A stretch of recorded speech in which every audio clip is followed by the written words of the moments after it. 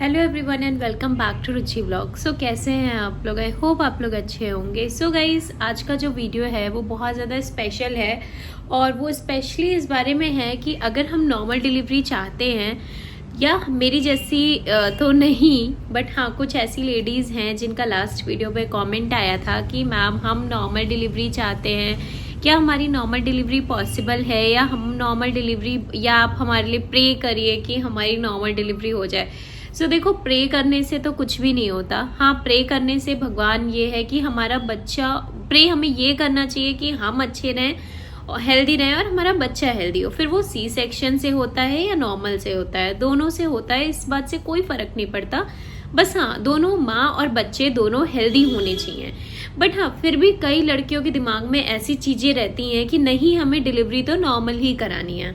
सो आज हम बात करने वाले इसी टॉपिक पे। सो अब आप सोचोगे कि क्या मेरी डिलीवरी नॉर्मल हुई थी, पहली डिलीवरी? सो गाइज, मेरी डिलीवरी नॉर्मल नहीं हुई थी, मेरी सी सेक्शन डिलीवरी हुई थी। पर हाँ, मेरी डिलीवरी नॉर्मल हो सकती थी। 90% चांसेस थे कि डॉक्टर ने खुद से बोला था सामने से कि आपकी डिलीवरी नॉर्मल हो सकती है। बट हुआ क्या था, मेरे साथ एक ऐसा इंसिडेंट हो गया था जिससे कि मैं इतना ज़्यादा डर गई थी कि मैंने नॉर्मल डिलीवरी के लिए डॉक्टर को ही मना कर दिया था। सो बताती हूँ कि वो इंसिडेंट क्या था। सो आगे बढ़ने से पहले आप चैनल को सब्सक्राइब कर लेना और वीडियो को लाइक कर देना। वीडियो पसंद आए तो और लोगों के साथ भी शेयर करना। सो हुआ ये था कि मैं हॉस्पिटल गई थी। सो वहाँ पे किसी की नॉर्मल डिलीवरी हो रही थी और वो जब चीख रही थी, वो चिल्ला रही थी। सो उस डर से वो मेरे दिमाग में वो चीख और वो डर ऐसा बैठ गया कि मैंने एकदम से मतलब मना कर दिया, गिव अप कर दिया कि नहीं, मैं नॉर्मल तो नहीं करा सकती, मैं इतना दर्द नहीं सह सकती। अब आप सोचोगे कि क्या सी सेक्शन में दर्द नहीं होता? बहुत दर्द होता है। सब दोनों डिलीवरी अपनी अपनी जगह दोनों ही पेनफुल हैं, दोनों रिकवरी में टाइम लेती हैं। पर हाँ, नॉर्मल डिलीवरी के जो बेनिफिट हैं वो कुछ ज़्यादा अलग हैं। जैसे कि जब हमारी डिलीवरी हो जाती है तो हम जल्दी रिकवर करते हैं, फास्ट रिकवरी होती है। और उसी जगह अगर हम सी सेक्शन की बात करें तो सी सेक्शन में हमें थोड़ा सा ध्यान रखना होता है। स्टिचेस दोनों में लगते हैं। नॉर्मल में हमारे स्टिचेस जो लगते हैं वो भी रिकवर होने में टाइम लेते हैं और जो हमारे सी सेक्शन में लगते हैं वो भी रिकवर होने में टाइम लगते हैं। सो ये मत सोचना कि नहीं, दोनों डिलीवरी में से नॉर्मल तो मुश्किल है और सी सेक्शन ईजी है, गए लेट दिया बच्चा हो गया, ऐसा नहीं होता। सो डिलीवरी दोनों अपनी अपनी जगह बहुत मुश्किल होती है। तो होता ऐसा है कि कभी कभी जो हम अपने पेरेंट्स को देखते हैं, जैसे हमारे घर में जो मदर्स होती हैं, मदर्स इन लॉज होती हैं, वो ये बोलते हैं कि तुमने क्या दर्द सहा है, हमारी तो नॉर्मल डिलीवरी होती थी, दर्द तो हमने दर्द होता है, बहुत दर्द होता है नॉर्मल डिलीवरी में। और मेरा क्या हुआ था कि जो इंटरनल चेकअप होता है लास्ट मोमेंट पे, मेरी डिलीवरी 90% नॉर्मल हो सकती थी। मेरा मतलब बच्चे का जो हेड होता है वो पूरा फिक्स था, एकदम नीचे ही आके फिक्स हो चुका था और वाटर ब्रेक हो चुका था, पानी मेरा निकलना शुरू हो चुका था। कहते हैं कि अगर आप वाटर ब्रेक हो रहा है आप हॉस्पिटल जाओ, आपको पेन इंड्यूस करते हैं और आपकी डिलीवरी के चांसेस नॉर्मल के बढ़ जाते हैं। सो डॉक्टर ने मुझे लास्ट मोमेंट पे ये भी बात बोली थी कि अगर ट्राई करना चाहते हो तो हम कर सकते हैं, बट मैं पहले से ही गिव अप कर चुकी थी। सो मैंने तो ट्राई भी नहीं किया। बट मेरी नॉर्मल डिलीवरी के चांसेस कैसे बढ़े, सो आज मैं आपको वो सारी बातें बताने वाली हूँ। और वीडियो थोड़ा सा लेंदी हो सकता है, वीडियो को पूरा देखना, आपको एक एक चीज़ सब कुछ शेयर करूँगी। मैं अपना पूरा पर्सनल एक्सपीरियंस और रियल एक्सपीरियंस जो है वो शेयर करूँगी। सो जब मैं हॉस्पिटल में थी और मेरी डिलीवरी मतलब पास आ चुका था, लास्ट मंथ चल रहा था, और डॉक्टर ने एक इंटरनल चेकअप होता है, सर्विक्स कितना आपका डायलेट हुआ है ये चेक करने के लिए। सो जब जैसे ही डॉक्टर ने मेरा हाथ से चेक किया, मेरी तो ऐसी हालत ख़राब हुई। मैंने वो और प्लस एक जब वो चीख सुन ली थी एक लेडी की नॉर्मल डिलीवरी में, वो सुन के मैंने गिव अप कर दिया था। अब आप सोचोगे कि क्या आपको सी सेक्शन में दर्द नहीं हुआ था? दर्द हुआ था, पर सी सेक्शन में जब बच्चे हो रहे होते हैं तो उस टाइम हमें दर्द थोड़ा कम पता चलता है। बट जब वो धीरे धीरे लास्ट तक हमें चीज़ें पता चलने लगती हैं, जैसे ही आप बाहर आते हो, आपका एनेस्थीसिया का असर खत्म होता है, फिर आपको धीरे धीरे चीज़ें पता चलती हैं कि हाँ पेन हो रहा है। उसी जगह नॉर्मल की बात करें तो बच्चे होने के बाद काफ़ी हद तक आपको रिलीफ मिल जाता है, मुझे ऐसा लगता है। सो ये सारी चीज़ें थी। चलो अब बात करते हैं कि नॉर्मल डिलीवरी कैसे हो सकती है।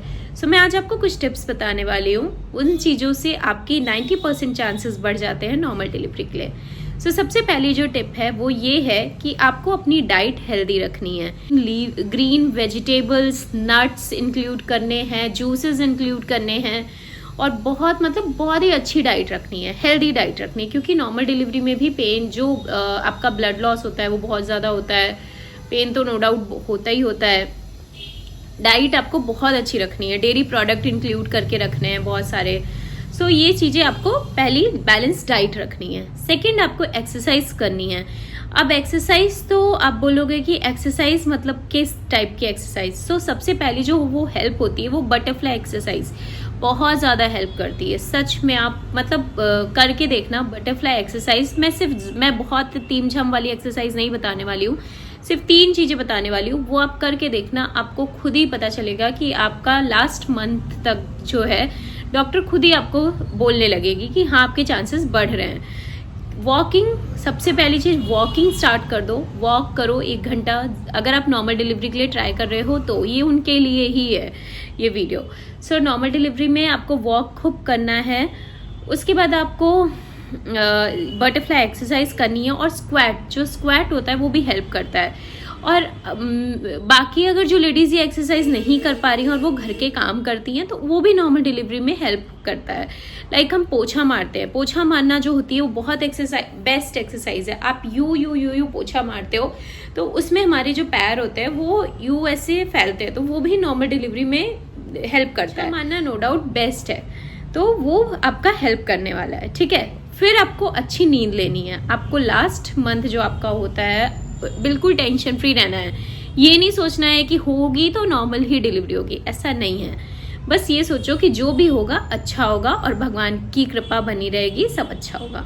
सो बस आपको पॉजिटिव थॉट्स रखने हैं और खुश रहना है। और एक जो चीज़ होती है वो सबसे ज़्यादा ये आपको ध्यान में रखनी है, आपकी ड्यू डेट तक आपको वेट करना है कि हो सकता है आपको पेन अपने आप ही ऑटोमेटिक स्टार्ट हो जाए।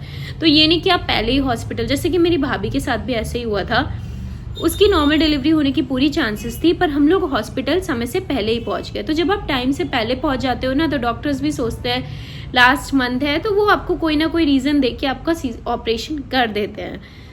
ऐसा नहीं है कि नहीं, अभी इस पे डॉक्टर्स को कोई ब्लेम नहीं कर रही हूँ, बट हाँ ऐसा होता है कि डॉक्टर्स जैसे कि वो भी देखते हैं कि लास्ट मंथ चल रहा है, बच्चा हेल्दी है, ठीक है, सी सेक्शन कर सकते हैं, तो हो जाता है। अगर आप नॉर्मल ट्राई करना चाहते हो तो आप ड्यू डेट तक, अगर आपको कोई प्रॉब्लम नहीं है, आप एकदम फिट फील कर रहे हो, कोई दिक्कत आपको बॉडी में नहीं लग रही है, आपको ना कुछ और प्रॉब्लम है, तो आप अपने खुद से जो पेन स्टार्ट होता है उसका आपको वेट करना है। और वो पेन आपको समझना कैसे है, ऐसा नहीं होता है कि नहीं आपको एक बार ही पेन हुआ और आप हॉस्पिटल भाग गए। नॉर्मल डिलीवरी का जब वाटर ब्रेक होता है, जो पेन होता है वो मैं आपको बताती हूँ, थोड़ा सा मैंने फील किया हुआ है। आपको हर 15-20 मिनट्स में पहले पेन आता है 1-2 घंटे पे, फिर पेन आता है 15-20 मिनट्स पे, जैसे 1-2 घंटे पे आपको पेन आना स्टार्ट हो जाता है। फिर आपको पेन हर 15 मिनट पे, हर 20 मिनट पे पेन आना स्टार्ट होगा। बस आपको तभी हॉस्पिटल जाना होता है। ऐसा नहीं आज रात में पेन आया और फिर पेन नहीं हो रहा है और आपने सोचा कि ये तो नॉर्मल डिलीवरी का पेन है, चलो हॉस्पिटल चलते हैं, ऐसा नहीं होता। आपको कंटिन्यू जब फ्रीक्वेंट पेन स्टार्ट हो जाता है आना तो आपको हॉस्पिटल जाना होता है। आपकी नॉर्मल डिलीवरी के चांसेस उसी टाइम पे बढ़ जाते हैं। ठीक है, सो ये कुछ टिप्स थी जिन्हें आप फॉलो कर सकते हो और आपके लास्ट मंथ तक हो सकता है कि आपकी नॉर्मल डिलीवरी हो जाए और आपके काफ़ी हद तक चांसेस भी बढ़ जाते हैं नॉर्मल डिलीवरी होने के। और एक चीज़ और आपको ध्यान रखना है कि जब आपका 9th मंथ स्टार्ट होता है तो आपको घी यूज़ करना होता है। घी लाइक आप रोटी में घी यूज़ करो, दाल में घी यूज़ करो। और उसके बाद आप, पहले के लोग तो क्या करते थे, वो काली चाय होती है, तो जब वो डिलीवरी के पेन स्टार्ट होता था और वो हॉस्पिटल लेडी जा रही होती है तो उसको बिना दूध वाली चाय, जो काली चाय होती है, उसमें घी डाल के खूब सारा पिला देते थे। उससे क्या, ऐसा उनका मानना था कि जो बच्चा होता है वो धीरे धीरे अपने आप खिसक जाता है। सो बहुत सारी ऐसी चीज़ें हैं जो पहले के बुजुर्ग करते थे और उनकी नॉर्मल डिलीवरी बहुत आसानी से घर पे ही हो जाती थी। सो कुछ चीज़ें वो भी हमें फॉलो करनी चाहिए और माननी भी चाहिए। और बस इसी के साथ मैं उम्मीद करती हूँ कि जो भी लेडीज़ ऐसा चाहती होंगी कि नॉर्मल डिलीवरी हो, उनकी नॉर्मल डिलीवरी हो जाएगी। सो चलो, वीडियो पसंद आए तो लाइक करना, शेयर करना, और कोई भी डाउट हो तो आप कमेंट करके पूछ सकते हो। Thank you for watching.